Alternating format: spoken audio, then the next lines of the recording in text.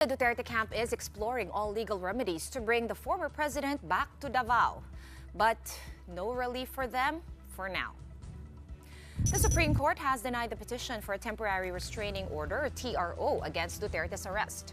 The tribunal ruled that the petitioners failed to show clear and unmistakable right, warranting immediate injunctive relief.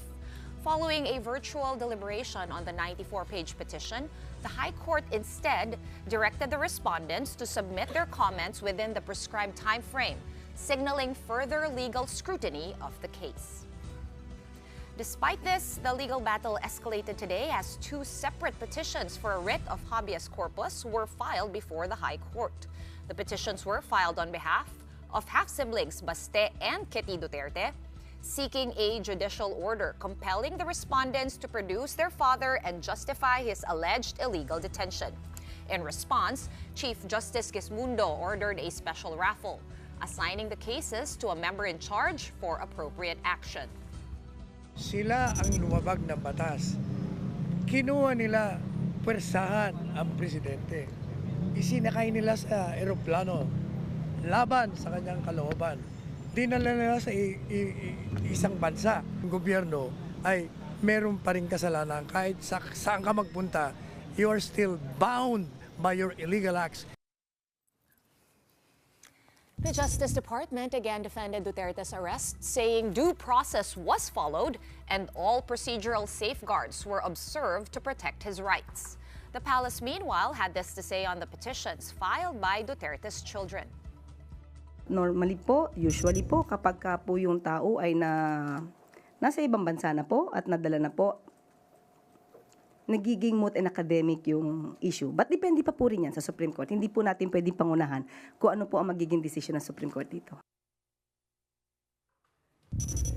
Now let's discuss Duterte's legal battle further. And joining us tonight is Atty. Raul Lambino. Attorney, I'll go straight to the point. You were the source of a false news report yesterday about a TRO being issued by the Supreme Court. What led you to give media interviews about this?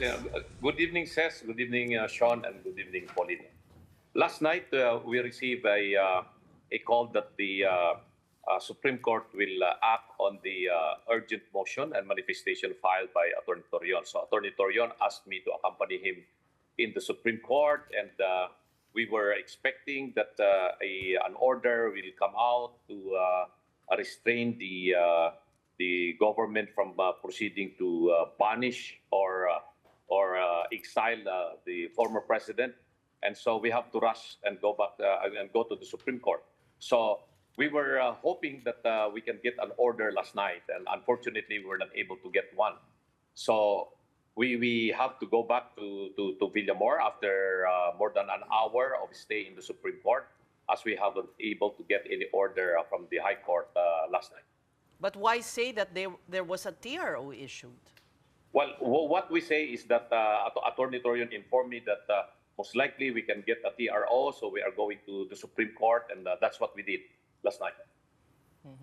I believe I heard your ambush interview outside the gates of the Supreme Court, Atty. Lambino, and you said you got reports and medyo you guys believe the source of that report. Kaya kayo tumuloy sa SC para maghanap ng hard copy. I guess we were wondering who that source was because we were seeing it as well dun sa mga comments ng mga live stream. Yes.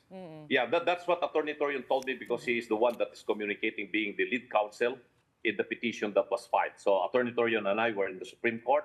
I am not going there without the lead counsel who filed the petition on behalf of the former president and So sino Senator po yung Pato source? de la Rosa. Sino po yung source? I really don't know. I have no idea. It was Atty. Torion who was the one communicating to anybody there, the Supreme Court. So I have no direct contact as far as I'm concerned. I'm just relying on what Atty. Torion has given me that information. That we could possibly get an order, a TRO.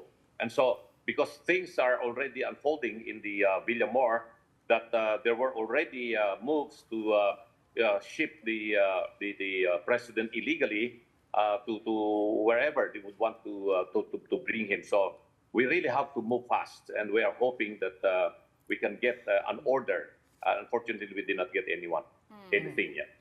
Ayun na nga po, Attorney, no? The Supreme Court did not give out a TRO last night and not even today. They said Yes. that you failed to establish a clear and unmistakable right for the immediate issuance of a TRO.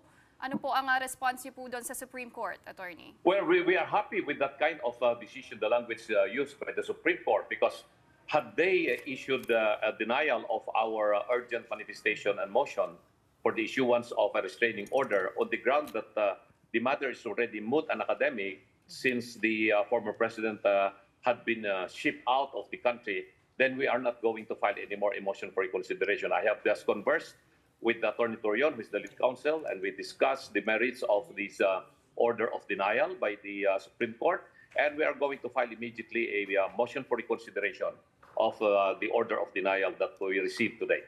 There are legal experts who say, your petitions are moot. After all, the president, former president, is already in the jurisdiction of the ICC.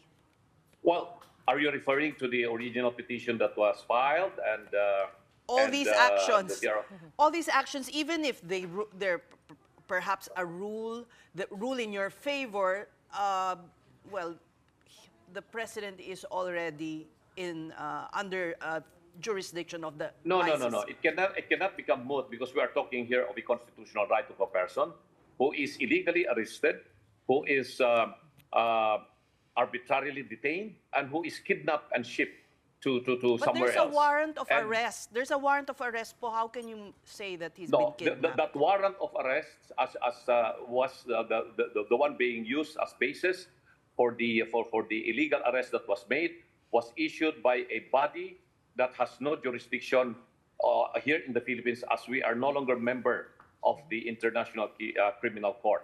So that particular warrant has no validity. It is void as far as Philippine law, as far as our judicial system is concerned. So, Attorney, may nakikita po ba kayong legal remedy na mapapabalik pa ang dating Pangulo dito sa bansa, considering he's already on his way to the Netherlands? I mean, is still that a possibility?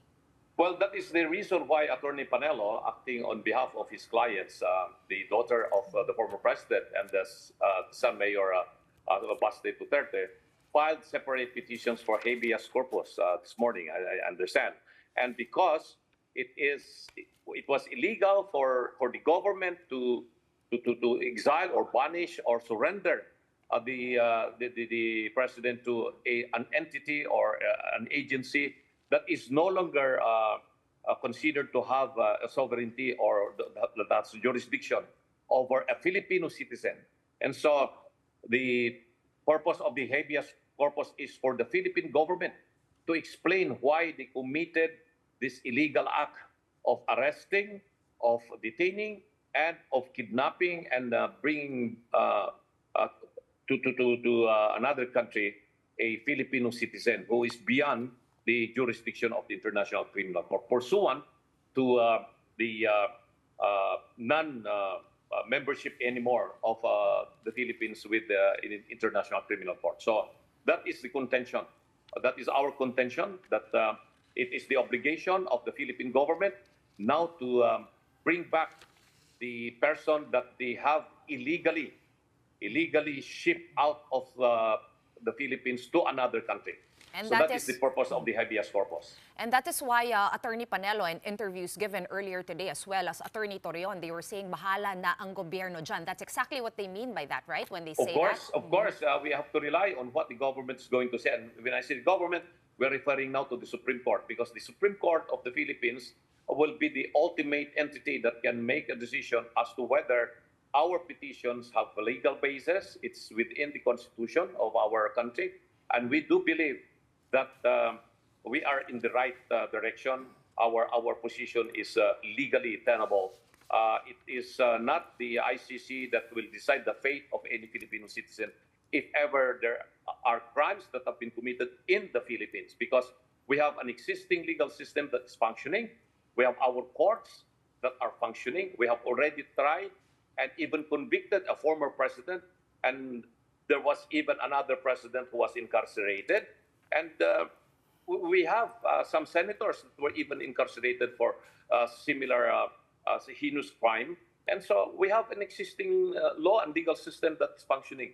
The International Criminal Court can only come in areas or countries that have no functioning legal system, which is contrary to what we have in the Philippines. Attorney, I'm wondering, were you able to talk to a former Executive Secretary Bingbong Medialdea at any point in time? We just wanted to figure out to get a handle on what happened, and eventually sumama si dating Pangulong Duterte doon sa mga police at sumakay sa eroplano, and it looked pretty peaceful actually. A lot of people are also saying it's by the book. Would you know ano yung that thing, the linchpin? It wasn't by the book. The president did not want to leave the country.